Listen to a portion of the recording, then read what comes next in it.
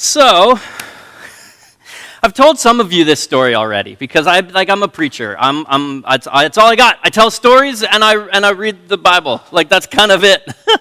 And so you got to forgive me if this is a repeat on a story. But last week, Labor Day weekend, long weekend, I did probably something that one of the things I've been most looking forward to for a long time. It was probably one of the most fun things I've done athletically in a long time. It was also probably one of the dumbest things I've ever done, certainly that I've done in a long time. And so over Labor Day weekend, a friend and I took 2 days, and we got up here in Hamilton. We packed our bags with sleeping bags, tents, food, cooking gear, and we ran to Brantford along the Hamilton-Brantford rail trail. It was like 38 kilometers. And we took all our gear, like all of it. We've been looking forward to this trip for a long time. We've been talking about it for a long time. We've been kind of like setting this goal, dreaming about it. It's an activity called fast packing. You don't have to remember that. But basically what it is it's kind of like hiking, except that you run. It's like backpacking. You take all your gear with you, but you run from point A to point B. And so our goal was to run from Hamilton along the Hamilton-Brantford Rail Trail to Brantford, camp at Brant Conservation Area on the Grand River, and then run home with all of our gear. And so we did. We got up early in the morning. Not only did we take all of our gear on our backs, we also took 2 guys on electric bikes. They had extra water. They had extra gear with them. They had some cameras. There's actually video footage of this, which, like, if you're really interested in seeing, I can show you, but it's not glamorous or pretty by any stretch of the imagination. And so they came with us just to make sure that we were safe, right? They came with us to make sure we were safe and to take some video and photos of this whole thing. And we made it. We made it all the way to Brantford. We made it all the way, 38 kilometers. It was painful, and I don't think I've drank more water in a single day. I don't think I've sweat more in a single day, but we made it. And then we got up the next day, and we're like, oh no, we got to go home. And we had slept in this tiny little 1.5 person tent, the 2 of us. And we woke up, kind of rolled over, and we were sore. And got out of the tent, and we had to make our food over a little stove and drink as much coffee as we had packed, which was 1 coffee each, which is not enough, because we didn't want to carry the extra weight. And we looked at each other and we're like, man, we brought too much stuff. We brought way too much stuff. And so we called Connie.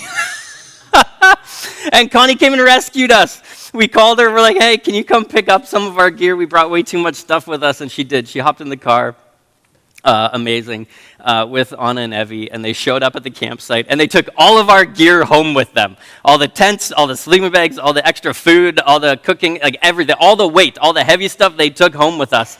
And then Connie was also good enough to drive us through Brantford back to the rail trail, cutting 18 kilometers off that day. And so we ended up running 20 kilometers home with no gear, only water. We took too much stuff. We ran too far in one shot.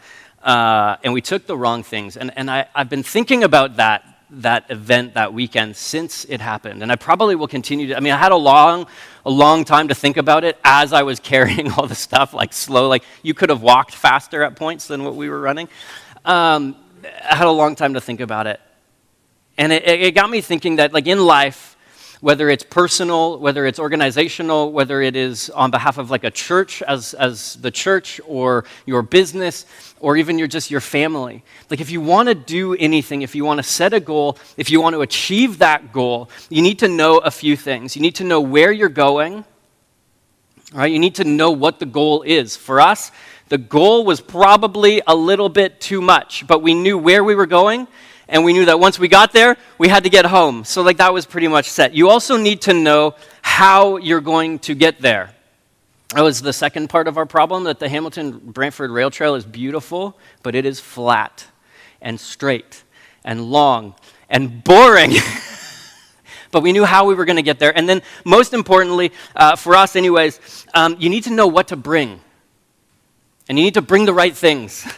You need to have the right tools. for what is going to be ahead of you. And again, this is where we failed catastrophically. We brought way too much stuff, and we brought some of the wrong stuff, and we brought stuff that was too heavy, and we didn't bring stuff that we needed, like more coffee.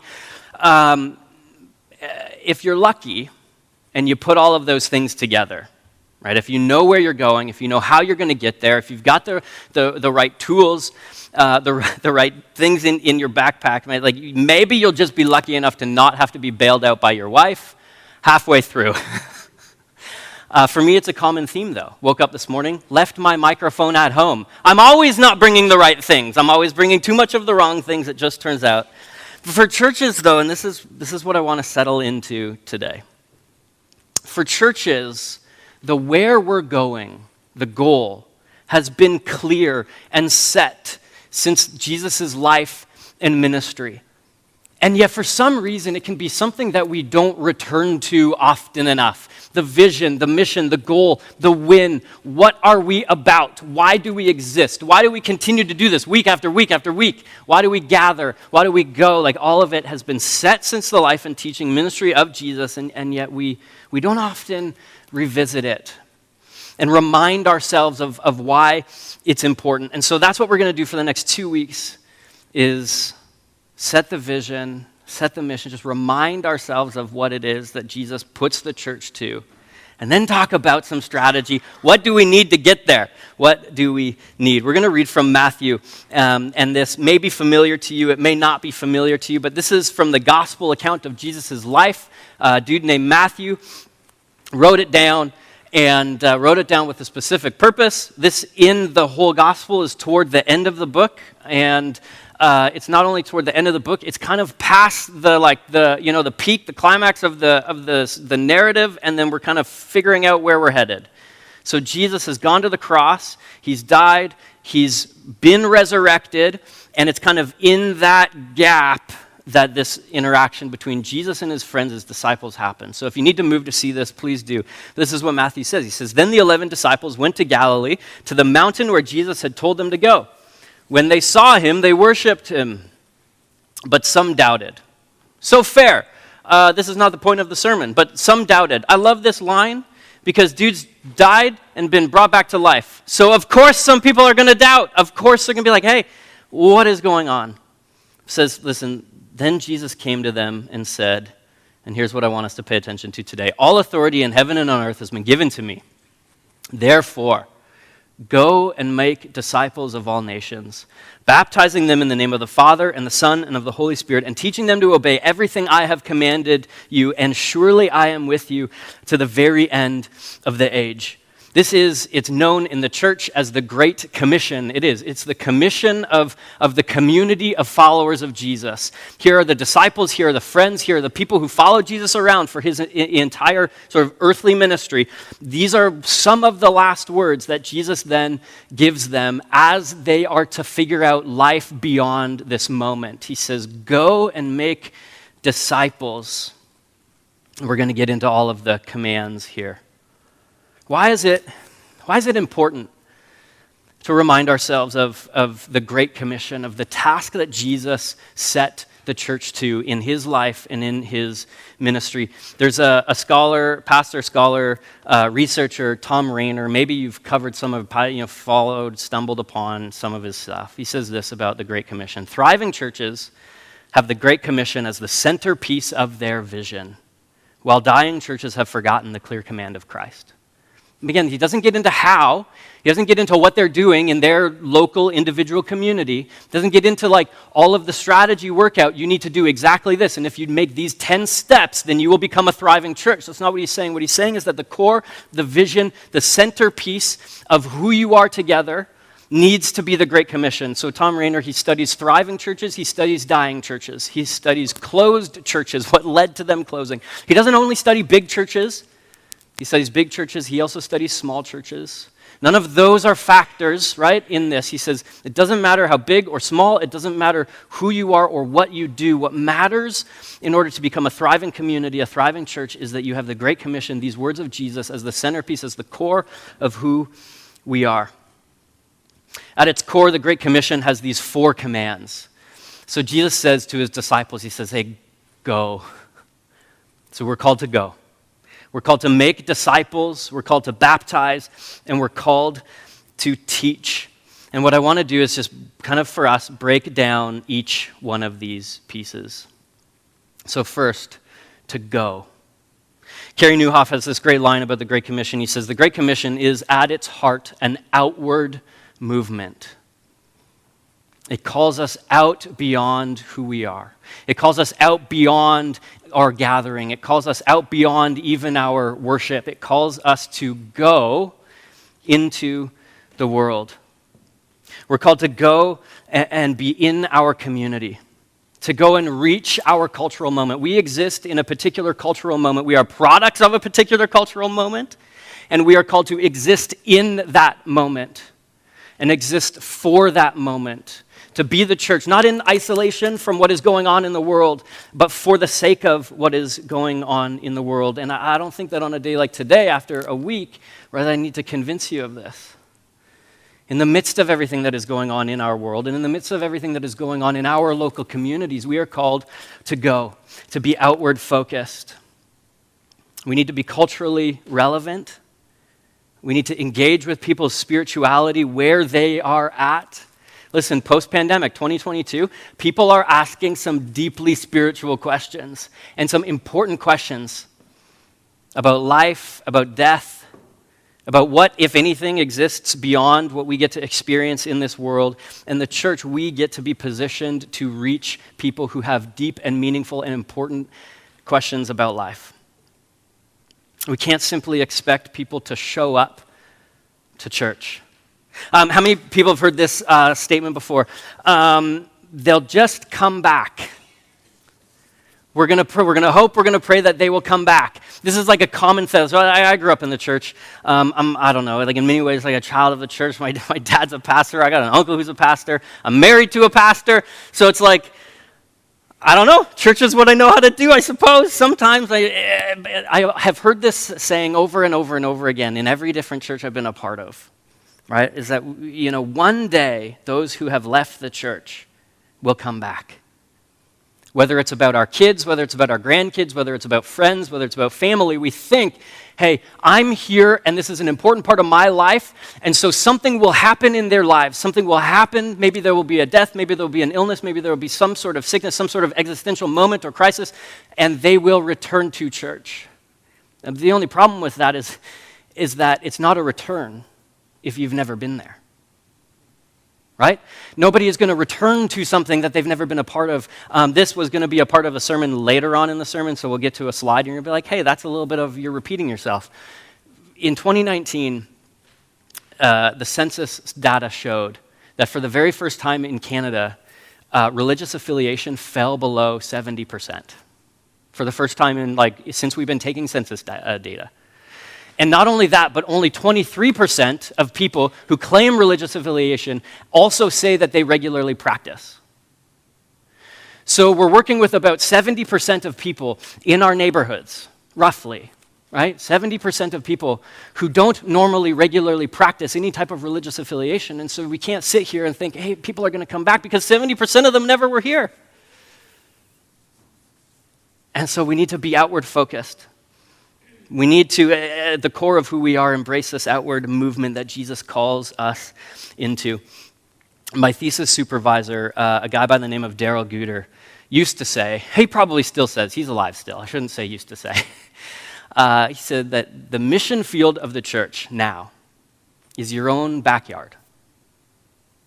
Right? It's not like any type of, it can be. But it's not, we don't think of mission as only overseas. You don't have to get on a plane to do mission work. We do, you can, but it's your neighborhood. It's your family. It's your coworkers. It's your friends. It is, I gotta say, it's your neighbor who you go outside and look at, first thing Saturday morning is leaf blowing. You're like, dude, too early. That's the mission field. We exist for our neighborhoods, for our communities. The mission field that you are called to, that I am called to, just might be your neighborhood. It just might be your workplace. It just might be your friends and your family. And so who is my neighbor? So one thing that I would do today is point out a little bit of stats from Waterdown. And we've been working through this at session. I've been working through this session together. We've been working through this data because it's important for us to know where we are situated. And so for sure, I know, listen, like I drive in from Hamilton, and Waterdown is its own community here, part of Hamilton. We draw from Burlington as well, and so I get that nuance, and yet we are called to be for our community, in the community that we are a part of, where we are physically situated and located. And so I think this information is important. Again, from census data that's been collected as of 2019, so we're getting a little bit old. So this is in Waterdown. Households with children are roughly 50% of households in Waterdown have kids, have children. Population age 25 years and under is 29.9%, like 30% of people are under the age of 25. 25 to 54, 38.8%, and population 55 years and over, 31.4%. Those numbers maybe, like again, math is not my strong suit, but if you add up the numbers, 68.7% of the population of Waterdown, almost 70% of Waterdown is under the age of 55 years old. That, for me, to see that, I was surprised by that number. But 70% of our population here in town is under the age of 55. Again, like I said, 2019, first-time religious affiliation fell below 70%, and only 23% of people actively participating, actively practicing, despite their any religious affiliation. And so I think the question we need to ask ourselves, why does this matter? Why do stats, why do data matter, like as boring as it is? Why does it matter? If our church is not representative of the people around us, can we really say that we are going anywhere? Or are we just gathering? And so it's important to remember who lives in our area. Who is our neighbor? Who makes up our community? And are we working in a way that is intentional about reaching those people? 70% non-practicing of faith, and that's not just Christianity, faith in general. 70% roughly under the age of 55. So the second part, these are going to go faster, I promise. The second part of the Great Commission is to make disciples. And so if we're called to go, what is the purpose of going? It's not just to go to be, it's not just to go to exist, it's to go with a specific task, to make disciples. The key task of the church has always been to introduce people to Jesus and to see them become fully alive, or to see people learn to become forgiven, to see people become redeemed, to see people become restored and in relationship with God, and to be made into the image of Christ. Each one, we believe, right? Each person bears the image of their Creator in their own and in their unique way. And we're called to live in such a way that invites people into that to greater measure. Dallas Willard, a philosopher and theologian, uses the language of apprenticeship over discipleship. Discipleship is a churchy word. Discipleship maybe means something to you. Discipleship maybe doesn't mean anything to you. But apprenticeship, I think, is very tangible. Apprenticeship to Jesus is learning to do the things that Jesus did in his life. Living life to become more like a master, right? If you could think about it like that. So let me just ask you a few questions. When was the last time you prayed? Right? When was the last time you slowed down? When was the last time you had Sabbath? Not just rest, not just a vacation, but Sabbath in a way that was like oriented toward God. When was the last time you ate a meal with people who were completely new and different to you? I know that one's a little more difficult on the heels of the last 2 years.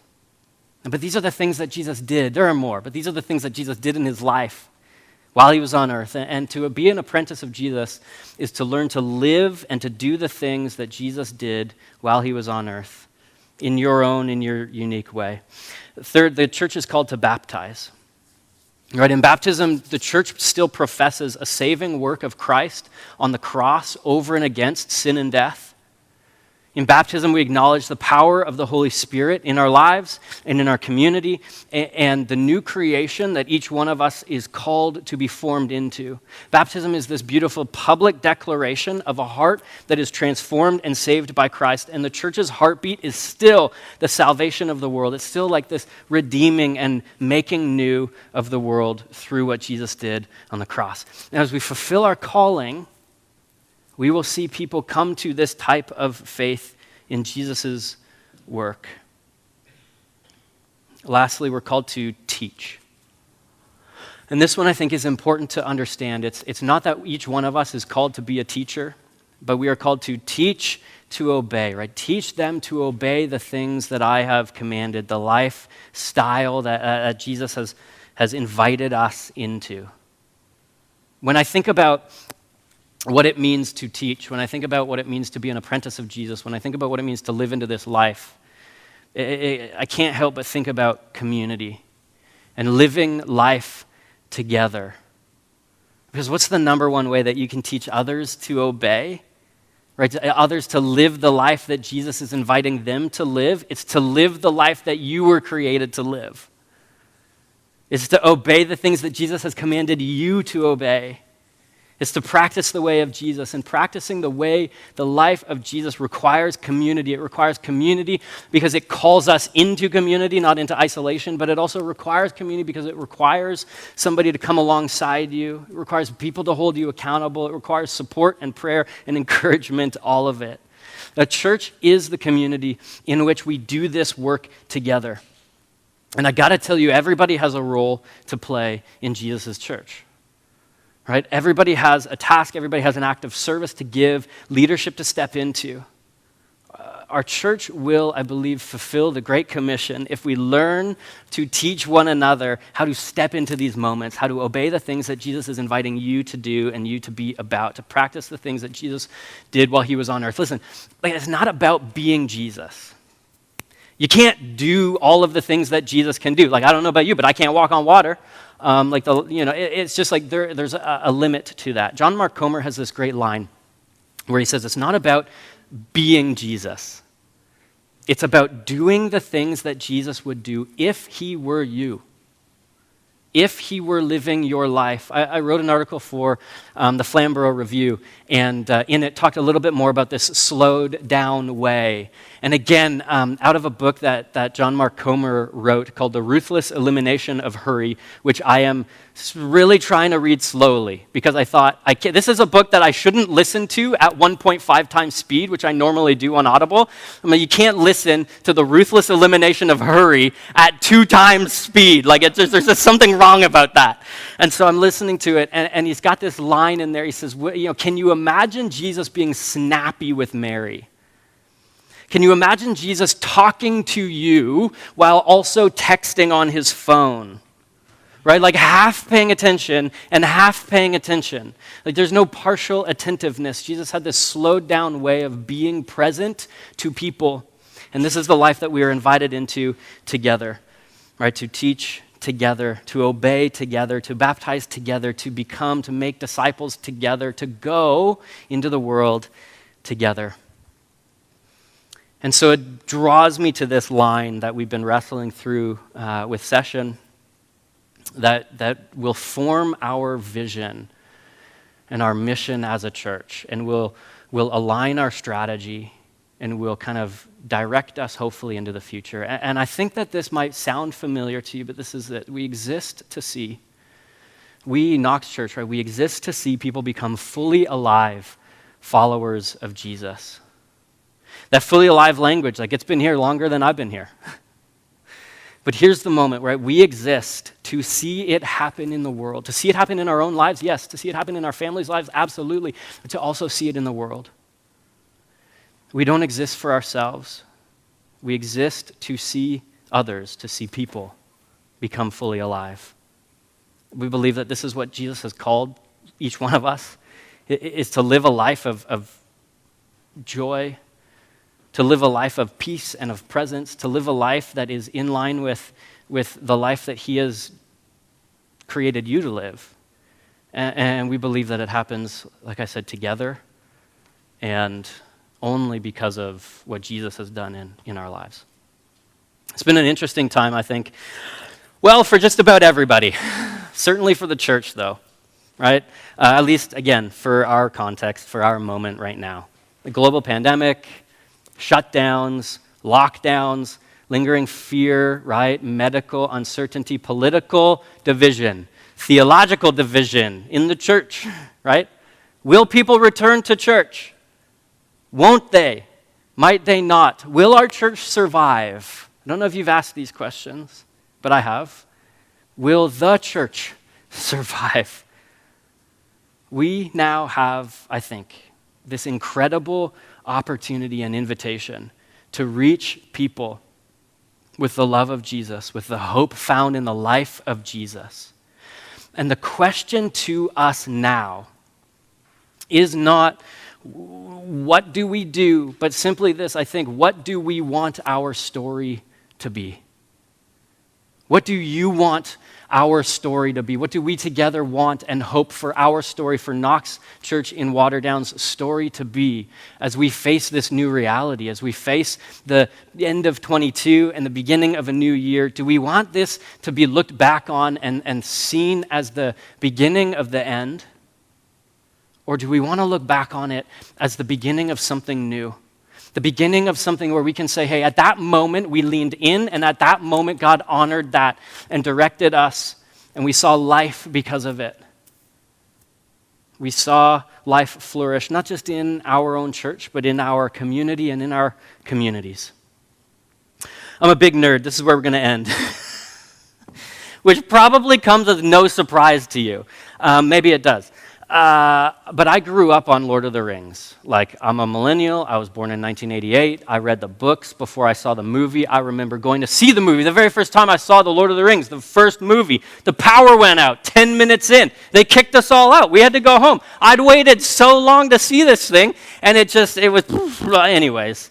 I grew up on reading The Lord of the Rings and The Hobbit. I remember watching the movies for the very first time. I still can't believe that my wife has not seen them all. But recently, I started listening to the audiobook versions of The Lord of the Rings again. They're narrated by Andy Serkis, which, if, like me, like you've grown up on this stuff, you'll know he played Gollum. So, like, brilliant actor, reads the whole thing, and I've been really enjoying it. At one-time speed, okay? At one-time speed here. It's the same thing. This is like the mantra for my life right now is to slow down. And there's this moment at the beginning of the book, at the beginning of the first book, where Gandalf and Frodo, I told you, big nerd, where Gandalf and Frodo are talking about the ring and about what they're going to do about it. Gandalf has just kind of laid out the history of the ring. He says, hey, this thing is like, man, it's evil. It's powerful. It's horrible. It holds the fate of the world in it. And in fact, you are holding it in your hand. What are you going to do about it? It's kind of one of those moments. Like, this thing has come to you. And Frodo's got this line. He's looking at the ring. He's looking at Gandalf. And he says, I wish it hadn't come to me. Like, I wish this wasn't happening in my lifetime. I wish I wish I could just forget about it. And Gandalf turns with this beautiful response that I think has something to say to churches, certainly to me. He says this, so do all who live to see such times. But that is not for them to decide. All we have to decide is what to do with the time that has been given us. And that really is, at the end of the day, that is our task and our challenge. What do we do with the time that's been given to us? What are we as a church going to do? Isaiah 43 says this, see, I am doing a new thing.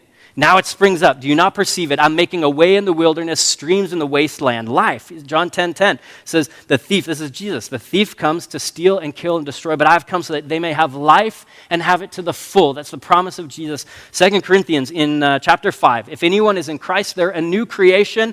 The old is gone, the new is here. All this is from God who reconciled himself to us, right, through Christ, and gave you the ministry of reconciliation. That in Christ, God is reconciling the whole world to himself and tasks you with that same job, me with that same job, to help reconcile the world to Christ, not counting their sins against them, right? But committing us to reconciliation. reconciling the world to God. The mission of God, I think, is clear.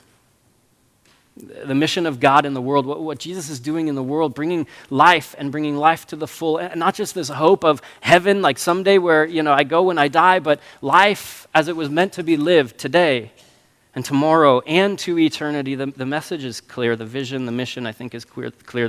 The question to us is simply this: what are we going to do with the time that's been given us?